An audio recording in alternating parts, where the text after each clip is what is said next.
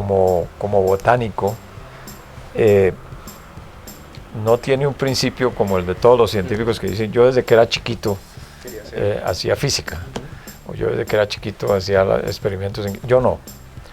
Yo siempre digo que lo único que yo recuerdo que hice relacionado con las ciencias naturales fue cuando estaba en el bachillerato.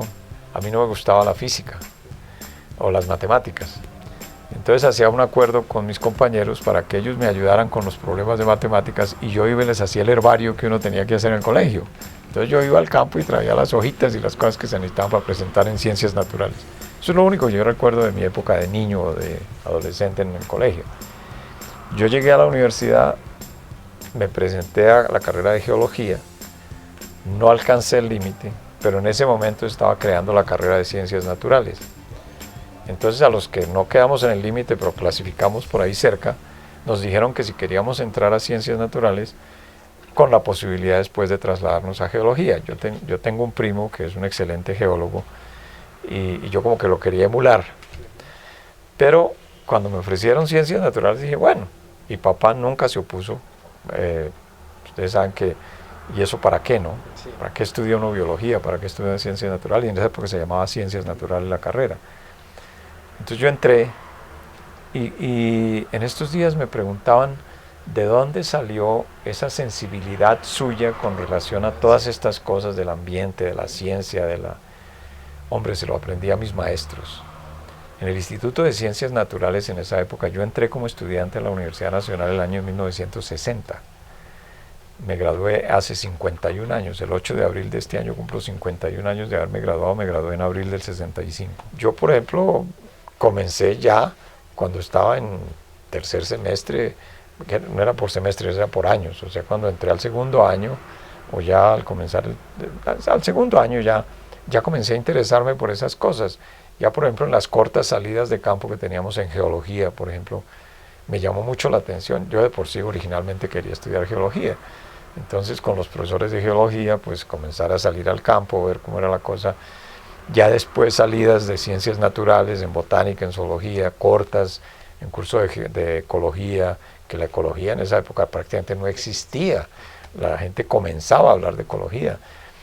Y después ya en una salida de campo al Chicamocha, que fuimos estudiantes de botánica y de zoología, en esa época estábamos en tercer año, entonces todavía no habíamos definido. En esa época eran 3 años básicos y 2 de profundización, o en botánica o en zoología. Yo siempre comento que esa salida al Chicamocha me convenció a mí por la botánica, porque cuando yo veía a los zoólogos cogiendo a los animalitos, matándolos, porque tenían que hacerlo para la colección, dije, no, eso no es conmigo. Prefiero las plantas que no corren, no lloran, no sangran en esa forma. Y curiosamente, mi trabajo de grado, que me lo dirigió Jorge Hernández Camacho, el famoso Mono Hernández, se ha vuelto famoso últimamente precisamente por lo de la Reserva Van der Hamen. El bosque que hay ahí, o el relicto de bosque que hay ahí, lo estudié yo para mi tesis de pregrado. Entonces hay una lista de las plantas que hay ahí, hay una serie de informaciones sobre lo que era ese bosque en 1964, que fue cuando yo lo estudié. Y cuando Van der Hamen comenzó a estudiar la región, se encontró con mi trabajo de grado. Y eso ahora todo el mundo lo cita. Y lo que decimos de la ciencia, ¿no? La ciencia no tiene una repercusión inmediata necesariamente. Mi trabajo fue hecho en 1964 y vino a aparecer en 1995 o 96, que lo sacaron de la biblioteca. Alguien dijo, oiga, Forero trabajó en eso, pero lo fueron a sacar de la biblioteca y lo encontraron y lo han encontrado útil para lo que se hizo en la definición de la reserva.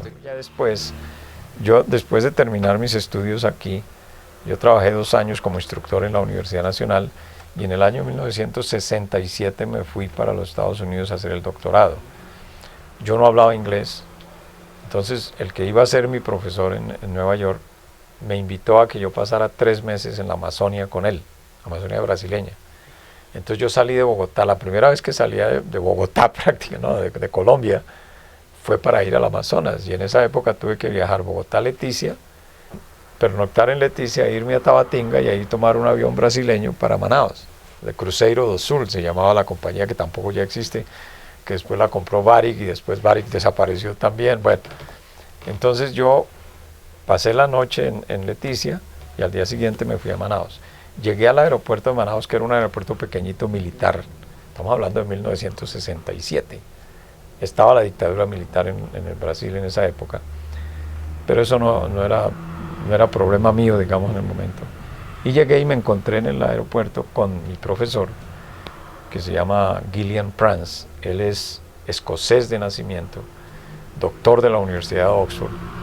Se vino a trabajar al Jardín Botánico de Nueva York, muy joven, y me ofreció una beca para ir a trabajar con él, con la condición, mejor dicho, la condición fue, vamos a ver cómo le va. Y Álvaro Fernández, mi maestro, que era muy amigo del jefe de Prance en Nueva York, le dijo, denle la oportunidad a Forero. Si les va bien, pues lo mantienen allá y le dan su doctorado. Si no les va bien, me lo devuelven. Bueno, entonces fui a hacer el doctorado en Nueva York. Me gradué relativamente joven, es otro milagro de mi vida que yo hice el doctorado en 4 años y medio. Pero eso se debe mucho a mi profesor, porque yo no fui con una beca de esas que se llaman Teaching Assistantships, en donde uno tiene que dictar clases, sino que era Research Assistant. Entonces era asistente de investigación de mi profesor. Entonces yo trabajaba, él tenía un proyecto muy grande en Amazonia y permanecía 1 año, 9 meses, mientras yo estaba haciendo el doctorado allá, él estaba trabajando en Amazonia. Y yo manejaba todas las cosas del proyecto en Nueva York. En el año 72 a finales fui a los Estados Unidos a un simposio en la ciudad de Missouri y de allá salió el proyecto de estudio de la flora del Chocó. Entonces, el director del Jardín Botánico de Missouri en la época nos dijo a Al Gentry y a mí, ¿por qué no hacen una expedición al Chocó? El Chocó es una de las regiones más húmedas del mundo y lógicamente muy rica en biodiversidad. Entonces había interés en conocer la flora. ¿Y usted inmediatamente dijo, me voy o lo dudó? No lo dudé. Yo regresé a Colombia, pues era una reunión de 1 semana, y aquí me busqué mis fondos en la universidad, algunos dineros, para poder ir al Chocó en enero con Gentry. Entonces en el año 73 fuimos por primera vez juntos a ver cómo era la cosa. Fuimos a Quibdó, estuvimos en las cercanías de Quibdó, coleccionamos algunos ejemplares y después presentamos un proyecto conjunto a Colciencias aquí y a la National Science Foundation de los Estados Unidos, que tenían ya un convenio. Y nos aprobaron los 2 proyectos, el proyecto de él en los Estados Unidos y el mío aquí, en Ecuador. Yo me concentré en el Chocó. Y cuando nosotros coleccionamos plantas en el campo, nosotros las ponemos normalmente en una hoja de papel periódico doblada en esta forma, papel normal, ¿no? Este es más chiquito. Ponemos el ejemplar ahí y aquí le ponemos un número. Ese es nuestro número de colección, que es corrido. Entonces yo tengo un número 1 que era de por aquí, los alrededores de Bogotá, y tengo un número 10.300 que era de no sé dónde, ya no me acuerdo. Pero en el Chocó yo coleccioné 8.000 de esos números. Entonces, cada número de colección tenía 3 duplicados o 4 duplicados. Entonces nosotros hacemos la cuenta de que entre los 2 coleccionamos 17.000 números de colección y cerca de 88.000 ejemplares de herbario. Nosotros le mandábamos los ejemplares a los especialistas en todo el mundo. Entonces, que hay un especialista en leguminosas, entonces le mandamos las leguminosas. Que hay un especialista en begonias, entonces le mandamos que hay un especialista en anturios, entonces le mandamos los anturios. ¿Y qué recibimos en retorno? Un nombre científico, que era lo que a nosotros nos interesaba para hacer este listado. De eso resultó que hay 24 especies de plantas dedicadas a mí. Cuando uno dice dedicado, es porque un colega le pone el nombre de uno a un nombre científico. ¿Cómo sería? Entonces, por ejemplo, el primero me lo dedicó precisamente mi profesor.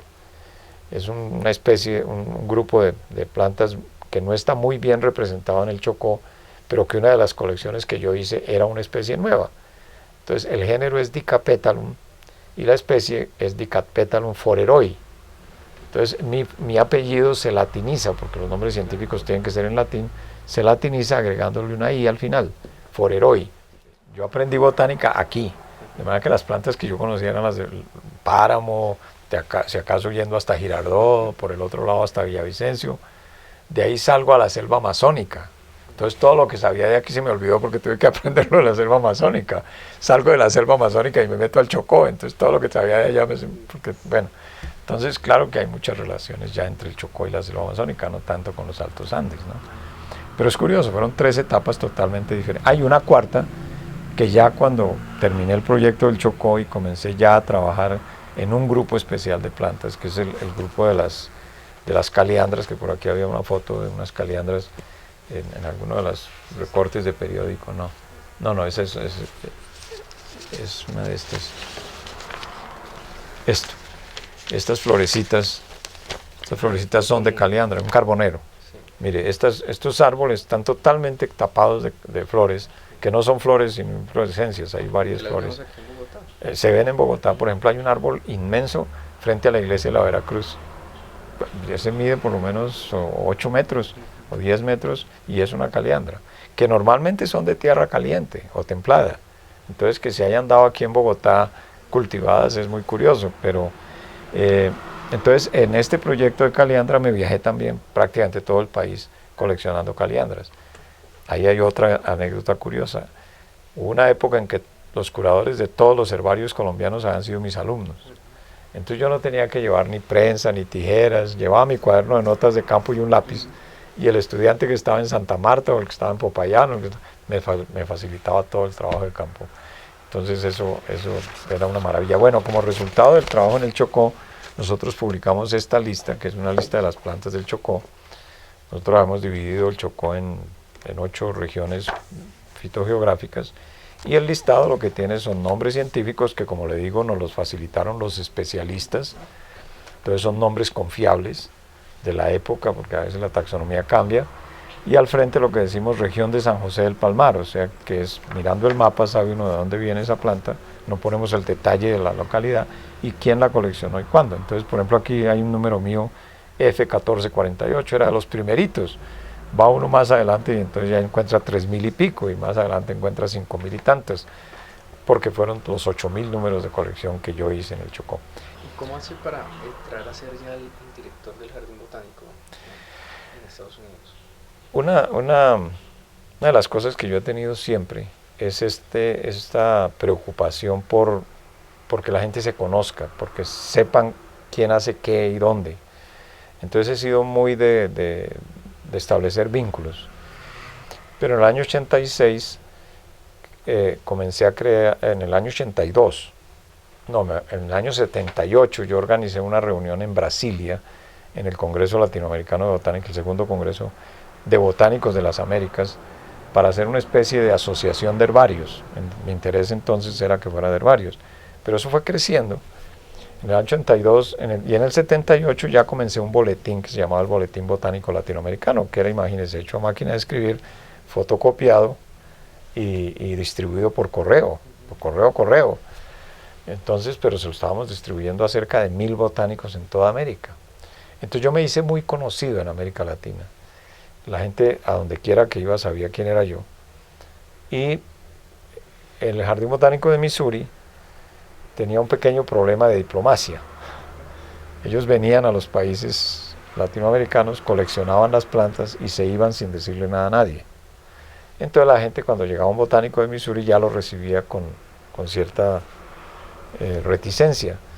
Entonces el golpe de inteligencia del director del Jardín Botánico de Missouri fue contratarme a mí, que me convertí en un embajador del Jardín Botánico, pero también ayudé a resolver ese problema. Entonces yo les dije, no podemos seguir haciendo esto. Es precisamente, digamos, un anuncio periódico. Sí, de mi nombramiento como director. En este dice, el título es muy simpático, dice el florecimiento de un botánico. Y se refiere a mi nombramiento como director de investigaciones del Jardín Botánico de Missouri. El programa de investigación del Jardín Botánico de Missouri ha sido tal vez uno de los programas más importantes de investigación botánica tropical, investigación botánica en general del mundo. Yo salí de Missouri y fui invitado por el Centro de Recursos Genéticos del Brasil, estuve allá 6 meses, y estando en Brasilia me invitaron al Jardín Botánico de Nueva York, que era donde yo me había formado, y exactamente 20 años después de haber recibido mi doctorado, llegué allá como director del Instituto de Botánica Sistemática del Jardín Botánico de Nueva York, y duré 3 años y medio como director. A los 3 años y medio me invitaron a regresar a Colombia a cumplir un sueño que yo había tenido toda la vida, que había sido ser director del Instituto de Ciencias Naturales de la Universidad Nacional, y nunca lo había podido cumplir. Entonces, en una reunión que tuvimos aquí en julio del año 95, que yo había ayudado a organizar desde Nueva York. Varios profesores del instituto me llamaron y me dijeron, entre ellos el decano de la facultad en la época, que era Santiago Díaz, si usted se viene, lo nombramos de director del instituto porque lo necesitamos como director del instituto. Yo regresé a los Estados Unidos, lo pensé durante 2 semanas, renuncié al Jardín Botánico, lo único que pudo decir el presidente del jardín fue, usted está lleno de sorpresas, porque él no se imaginaba con el sueldo que yo estaba ganando una millonada en dólares, eran unos sueldos que uno no se imagina, y me vengo a ganar sueldo de profesor de la Universidad Nacional a Colombia en el año 96, 95, que ya era una época tan difícil. Los americanos no podían creer que yo hubiera regresado, pero regresé y no me arrepiento por un segundo. Yo llegué, al mes me nombraron director del instituto, a los 3 meses me han nombrado decano de la Facultad de Ciencias, y después volví al instituto como profesor raso. Me pensioné en el año 2003, tuve unos 8 años maravillosos o 7 años maravillosos de feliz pensionado, seguí trabajando en botánica, iba cuando quería, hice 2 libros en ese periodo sobre leguminosas, y más o menos en el año 2009 me vine a la academia como voluntario, a ayudar en lo que necesitaran. Y en el 2013 resolví candidatizarme a la presidencia, que era la primera vez que alguien se candidatizaba a ser presidente de la academia.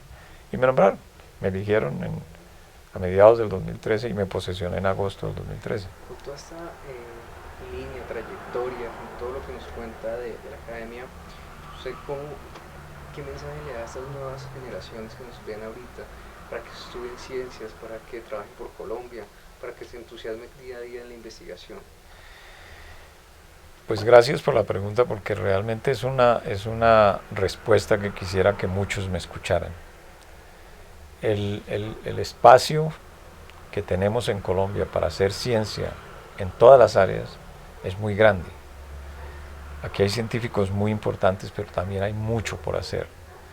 Nomás en el área de biodiversidad, que es la que yo conozco más de cerca, quien le diga a uno que la biodiversidad de Colombia ya se conoce, le está diciendo mentiras. Permanentemente se están describiendo especies nuevas y bueno, y ahora con la posibilidad de un periodo de relativa paz en el país, los jóvenes tienen que entender que hay 2 áreas en la vida de uno que pueden ser tremendamente importantes y que pueden ser un proyecto de vida para estos jóvenes. Uno es la educación, ser maestro. Ser maestro no es bien visto en Colombia, pero ser maestro es una de las cosas más importantes en muchos países del mundo. Hay que dignificar la profesión de maestro sin duda, pero los jóvenes lo pueden hacer perfectamente. Y hacer ciencia, ser científico. Todos los niños que nos escuchen en este programa, los jóvenes, recordarán que cuando eran niños, ellos querían saber cómo se llamaba todo, cómo funcionaban las cosas, por qué esto era así y no de otra manera, por qué había rayos, por qué la luz del sol nos iluminaba. Todas esas preguntas siguen vigentes. Hay muchas cosas en lo que nos rodea que aún no se entienden, mire que apenas ahora nos estamos explicando lo que dijo Einstein 100 años atrás. Y no hay cosa más agradable que descubrir. Mi vida ha sido una vida maravillosa. He tenido todas estas satisfacciones que les cuento, haber descubierto por primera vez en América del Sur un árbol que principalmente se da en Asia y África. Eso nos sacó en las páginas de Science. Todas esas cosas son muy satisfactorias, son cosas que lo alimentan a uno y que como uno no está persiguiendo la riqueza ni la opulencia, sino la satisfacción de cumplir un deber y de hacer unas contribuciones. Yo considero que todo esto que he hecho son contribuciones al país, ¿no? Contribuciones a la ciencia nacional e internacional. Y todo eso me llevó a ser presidente de la academia, que es un reconocimiento más a lo que yo puedo haber hecho en la vida, ¿no? Es que el resto de académicos consideraron que yo podría hacer una buena labor como presidente. Entonces, y que para acabar de completar, se acabó de coronar con que me nombraran presidente del Colegio Máximo de las Academias, ¿no? Uno se siente orgulloso de eso, ¿por qué lo voy a negar? Es una cosa que lo alimenta a uno, que lo hace sentir bien, que hace sentir... las nuevas generaciones para decir, yo puedo ser como él. Absolutamente. Y que Colombia tiene su ciencia. Que Colombia tiene su ciencia y que no somos ni más que nadie, ni menos que nadie. Yo siempre le dije a mis estudiantes eso. Y que Colombia tiene su ciencia y que hay muchos ejemplos que los jóvenes pueden emular y aprovechar, ¿no?